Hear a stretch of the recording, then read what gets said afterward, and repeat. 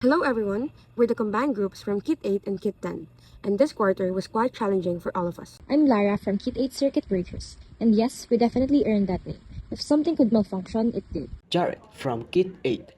Here's a hint, the serial monitor will become your most valuable tool. Well, show you why. I'm Clarence from Kit 10, the pros. We usually complete our projects ahead of schedule, but this time, we even encountered some unexpected hardware problems. I'm Julia, and honestly, this video is the guide we really wish we had when we started. Andrea here. Today we're explaining RFID, keypads, and IR receivers in simple terms, so you can avoid the mistakes we made. Let's start with our input modules. First, RFID. Think of the MFRC522 reader as a security guard that recognizes ID cards, similar to how our school scans your ID, but for Arduino projects. It's actually quite straightforward. You tap the card, a unique number appears on your screen, and then you can create access systems or attendance trackers. Unless your connections are incorrect and nothing appears at all. Yes, Lara, like when someone connects it to the wrong voltage by accident. It only happened once. Moving forward, the 4x4 keypad was honestly the most straightforward to understand. It's simply buttons arranged in a grid, like a calculator. Press 1, the light turns on. Press 0, it turns off. Our advice? Test each part individually before connecting everything. We learned this lesson the difficult way. But the password door lock activity. That was our biggest challenge, a keypad, servo motor, display screen, and a buzzer all working together. That's when things become complicated. Last module, the IR receiver. The KY022 reads signals from infrared remotes. Think of it like teaching your Arduino to understand TV remote controls. Each button sends a unique code. You match these codes to actions like unlocking a servo or turning on a light. It's manageable once you identify the correct codes. Yes, once you identify the correct codes, it's easier said than done, Clarence. So here's what happened. Kit 8 encountered every possible obstacle. Wires disconnecting, code errors, motors not responding. Our RFID servo lock? It took us 3 full lab sessions to fix. The motor simply wouldn't move. Eventually, we discovered a loose ground wire, a very typical circuit breakers moment.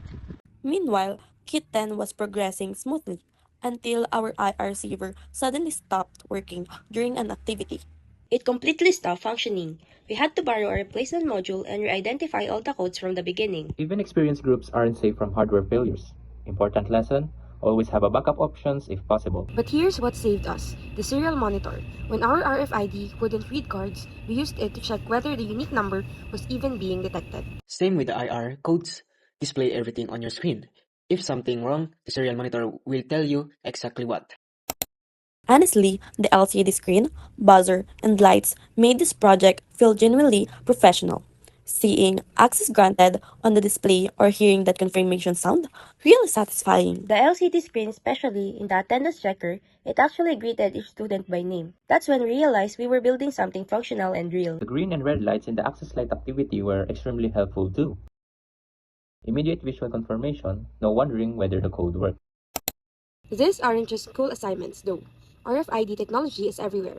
Dormitory access, contactless payments, smart lockers. Keypads control apartment security systems, ATMs, even some vehicle ignitions. IR technology, your air conditioning remote, garage doors, even some wireless devices use infrared signals. If we had to recommend one for home security, it would be RFID. It's fast, secure, and significantly harder to compromise than a simple keypad. Now for our success stories. Our best moment? When Kit 10's password door lock finally opened after 2 hours of adjusting the servo motor angle. The motor was rotating to 0 and 90 degrees, but our lock needed 0 and 120 degrees. Small adjustment, big victory. Our biggest mistake? Kit 8's RFID attendance checker displaying unknown for every single card because we entered the ID number incorrectly in the code. We spent 40 minutes scanning cards repeatedly before Jessica noticed a typing error. One character was wrong, quite Painful. But that's part of the learning process. You're going to make many mistakes. That important things is understanding what to check next time. Final recommendations? Start with the simpler activities. Don't attempt the password lock first. Use the serial monitor consistently. Display everything you can.